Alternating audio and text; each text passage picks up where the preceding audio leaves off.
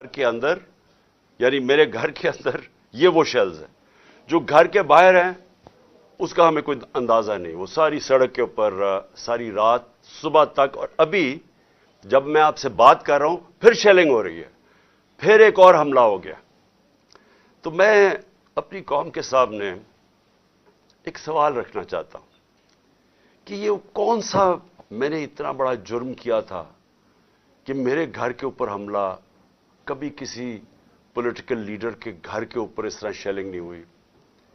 اور وہاں عورتیں تھیں، ہمارے نوجوان تھے، ان کے اوپر جس طرح اٹیک کیا گیا، اس کی کوئی تو کیا وجہ تھی؟ میرا جرم کیا تھا؟ جرم یہ تھا، ذرا میں آپ چاہتا ہوں غور سے سنیں میرا جرم کیا تھا. ایک کیس لگا ہوتا ہے توشہ خانہ کا، جو توشہ خانہ کا کیس میرے اوپر ایک الزام لگایا گیا، اور شکر ہے اللہ کا کہ وہ الحق ہے، وہ توشہ خانہ کا سب کے سامنے اب ریکارڈ آ گیا.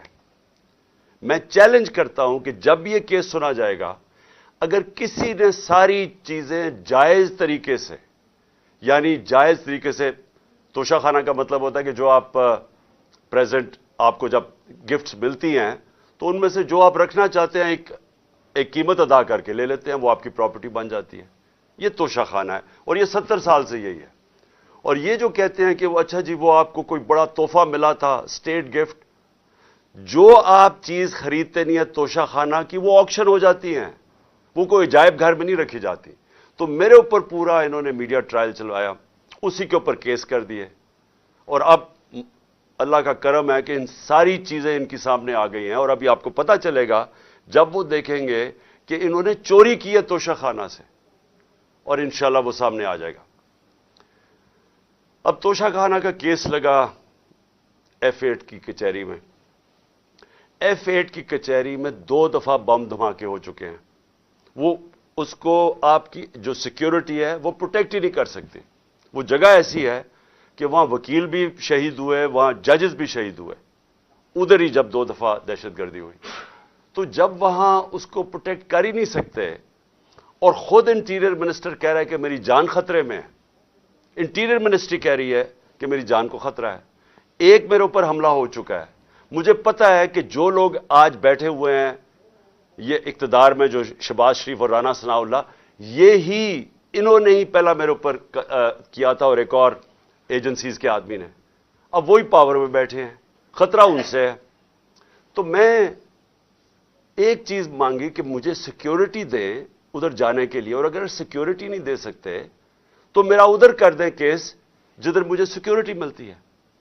جب سے میری ٹانگ ٹھیک ہوئی ہے، میں 2 دفعہ ایک لاہور ہائی کورٹ گیا اور ایک اسلام آباد، کوئی سیکیورٹی نہیں تھی، کوئی پروٹیکشن نہیں تھی. اور پھر میں واضح کر دوں کہ یہ انپریسیڈنٹڈ ہے کہ ایک ایکس پرائم منسٹر کو قاتلانہ حملہ ہوتا ہے، اس کے بعد اس کو سیکیورٹی نہیں ملتی. اس کے لیے اس وجہ سے ہم نے عدالت میں گئے ہوئے ہیں کہ ہمیں سیکیورٹی دو، اور اس جج نے میرے اوپر وارنٹ نکال دیا.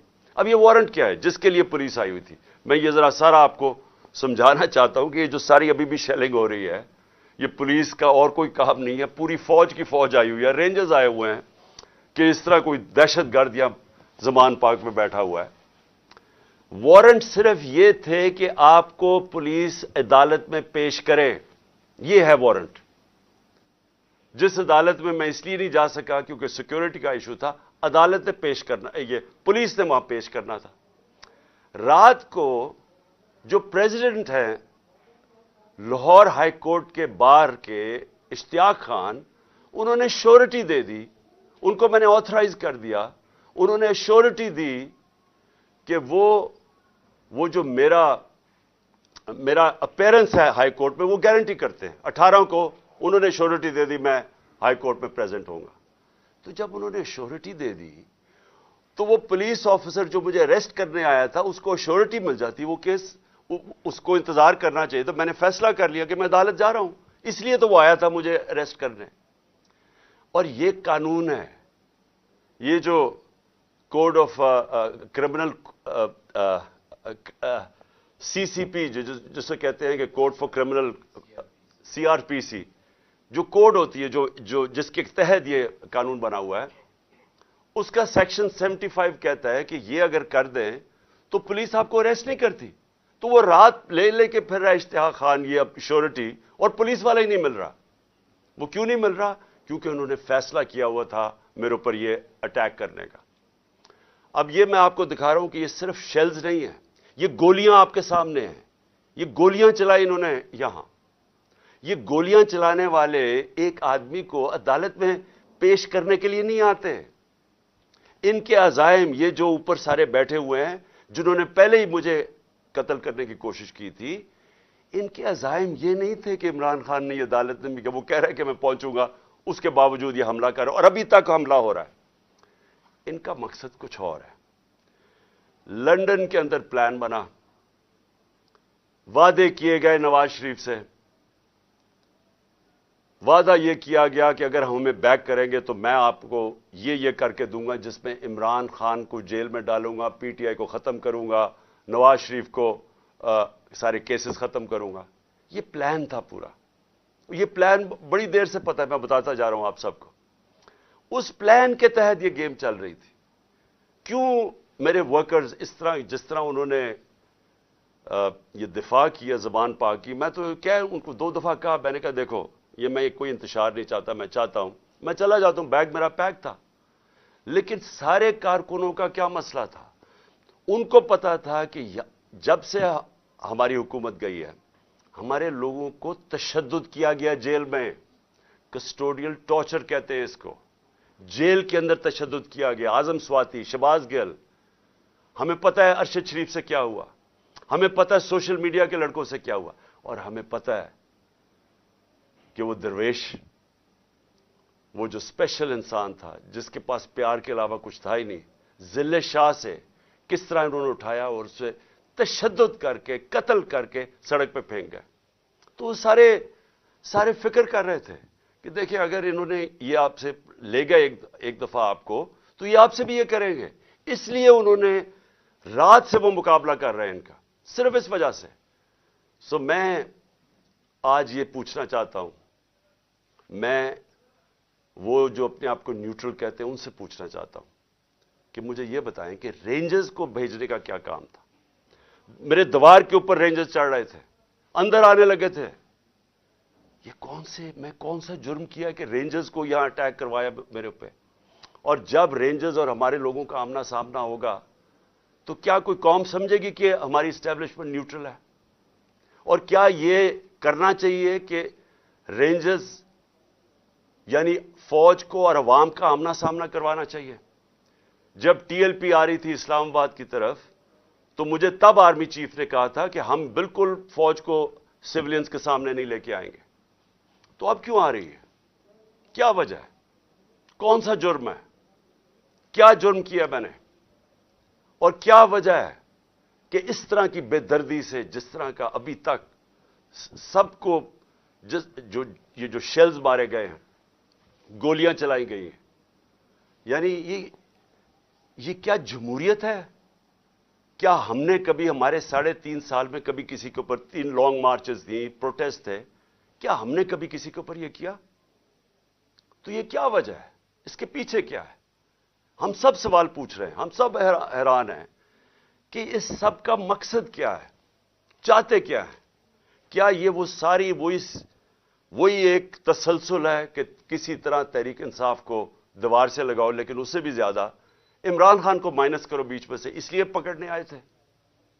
اور دیکھیں میں آج اپنی ساری قوم کے سامنے کہہ رہا ہوں کہ دیکھیں میں نے پوری کوشش کی ہے جب سے میری گورنمنٹ گرائی گئی ہے کہ کوئی میری وجہ سے اس ملک میں انتشار نہ ہو. ہم نے سارے پرامن 70 جلسے کیے, سب پرامن. جب کوئی انتشار کا وقت آتا تھا, جب انہوں نے اسی طرح ہمارے اوپر ظلم کیا 25 مئی کو پچھلے سال, میں نے کینسل کیا, میں نے اس کو ختم کر دیا دھرنے کو, کیونکہ مجھے ڈر تھا کہ اب انتشار کی طرف جا رہا ہے. اس کے بعد 26 نومبر لاکھوں لوگ جمع تھے وہاں اس وقت پنڈی میں. ہمارا پلان تھا اسلام آباد میں جا کے دھرنا دینا, لیکن جب میں نے ماحول دیکھا جو انہوں نے 30,000 پولیس جمع کی ہوئی تھی, تو مجھے پتا تھا پھر یہ تو جان کے چاہ رہے کوئی کلیش ہو, تو میں نے وہ کینسل کر دیا. ہم نے 8 مارچ کو ایک پرمیشن لی ہوئی تھی. انہوں نے ہمیں شام کو پولیس نے پرمیشن دی تھی کہ اپنی الیکشن ریلی جو ہم نے اپنی 30 اپریل کی الیکشن کے لیے کرنی تھی, پرمیشن ملی ہوئی تھی, روٹ اپرووڈ تھا. صبح لوگ آ رہے ہیں اور دیکھ رہے ہیں پولیس کھڑی ہوئی ہے اور پولیس کے جتھے کھڑے ہوئے ہیں اور لوگ ریلی کے لیے آ رہے ہیں, اور ایک دم پتہ چلتا ہے کہ دفعہ 144 لگا دی جاتی ہے. کس وجہ سے؟ الیکشن جب ڈیٹ اناؤنس ہو جائے, آپ الیکشن ریلی کے خلاف دفعہ 144 کیسے کر سکتے ہیں؟ وہ بھی کیئر ٹیکر گورنمنٹ.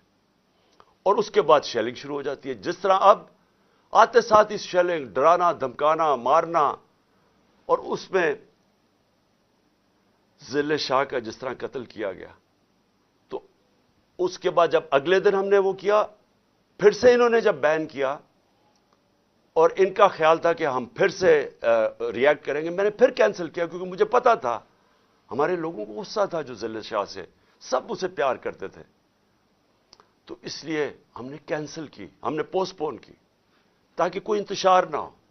اب مجھے بتائیں, رات سے جب مجھے پتا چلا کہ اچھا یہ وارنٹ آ گئے ہیں تو چلیں میں شیورٹی دے دیتا ہوں, وہ بانڈ سائن کر دیتا ہوں میں اس کے ساتھ, اشتیاق خان کے ساتھ, پریزیڈنٹ لاہور بار ہائی کورٹ بار ایسوسیشن.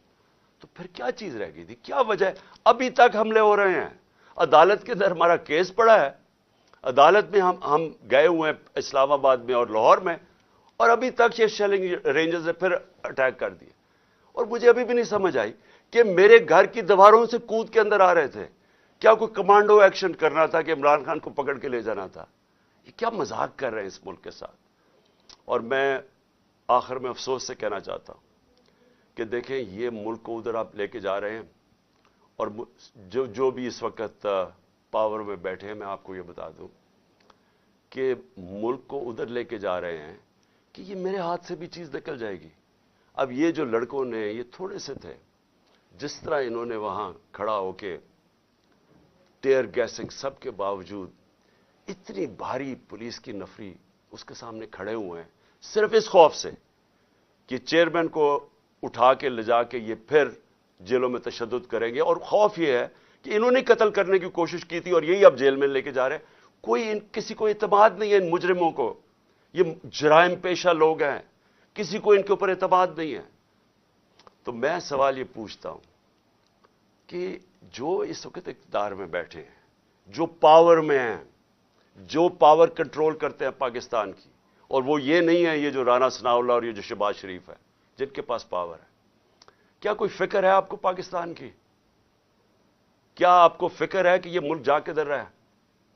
کیا آپ کو فکر ہے کہ میں اگر آپ جب بھی مجھے پکڑ لیں گے کیا ہوگا؟ جیل میں چلا جاؤں گا.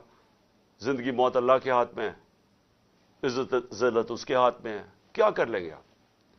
اور زیادہ پارٹی طاقت میں آئے گی, لیکن اس کا جو نتیجے میں جو رد عمل آئے گا وہ کیا فائدہ ہوگا پاکستان کا؟ کس کو نقصان ہوگا؟ جس ملک کی معیشت ابھی بیٹھ چکی ہے, بھی بیکاروں کی طرح پیسے مانگتے پھر رہے ہیں, ملک سکڑتا جا رہا ہے, مہنگائی آسمانوں پہ ہے. مہنگائی ایسی مہنگائی پاکستان کی تاریخ میں نہیں آئی. تنخواہ دار طبقہ پس گیا ہے. بیچاروں کے پاس اس وقت حالات یہ ہیں کہ ان کا 2 ہفتے کے اندر ان کے پاس تنخواہیں ختم ہو جاتی ہیں. اس ماحول کے اندر انتشار پھیلانا, کیا یہ کوئی پاکستانی سوچ رکھے؟ یہ تو کوئی دشمن ایسے کرے ملک کے ساتھ تو یہ ہمارے ہاتھ سے گیم نکل جائے گی. یہ جو حرکتیں ہو رہی ہیں یہ میری, اب یہ جو باہر لڑکے ہیں یہ میری نہیں سن رہے. جب ان کے اوپر یہ انتشار ہو رہا ہے اور یہ جو شیلنگ ہو رہی ہے وہ میری نہیں اب بات سنتے. وہ اب میرا کوئی کنٹرول ان کے اوپر نہیں ہے. اور جس طرح کی اب بمباری اور یہ سب کے ہاتھ سے نکل جائے گا. اس لیے میں کہنا چاہتا ہوں اپنی عدلیہ سے سب سے پہلے کہ دیکھیں, امید صرف اب ہمیں آپ پہ رہ گئی ہے. یہ جرائم پیشہ لوگ جو گورنمنٹ میں بیٹھے ہیں یہ تو کوشش کر رہے ہیں کہ 80 کیسز کر دی ہیں, یہ تو کیسز بڑھتے جائیں گے. یہ تو کوئی کبھی ایک عدالت کبھی دوسری عدالت, ان کی تو کوشش ہے کہ میں الیکشن نہ لڑوں, یا میں کسی جیل میں چلا جاؤں, اور یا سارا وقت الجھا رہا ہوں کیسز میں کہ کبھی ایک وارنٹ نکل رہا ہے. تو ہمیں تو صرف امید عدلیہ سے ہے, اور دوسری ہم امید لگا رہے ہیں اپنی جو اسٹیبلشمنٹ ہے اس ملک کی کہ کیا آپ کا انٹرسٹ پاکستان میں ہے یا نہیں ہے. تو یہ جو تماشا ہو رہا ہے اس کو بند کریں, ملک کا سوچیں. یہ جو بھی پلان ہے لنڈن کا, اس کے اوپر نہ کام کریں. یہ ملک تباہی کی طرف جا رہا ہے. اور میری اپیل ہے آپ سب سے کہ اب اس ملک کا سوچیں. آپ جن کا جینا مرنا اس ملک میں ہے, ہمارے تو کوئی باہر نہیں جانا, میں تو کوئی لنڈن نہیں جانا جس طرح یہ سارا ٹبر اٹھ کے چلا جاتا ہے یا دوسرا اٹھ کے وہ باہر چلا جاتا ہے. ان کی تو باہر پراپرٹیز اربوں ڈالر ہیں, ہمارا تو جینا مرنا یہاں ہے.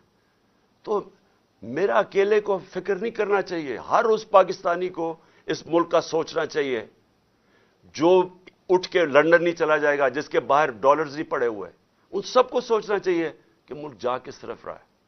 اور اپنی عوام کو آخر میں آپ کو کہنا چاہتا ہوں, میں پھر سے آپ کو کہنا چاہتا ہوں, میں پکڑا جاؤں, جیل میں بھی چلا جاؤں,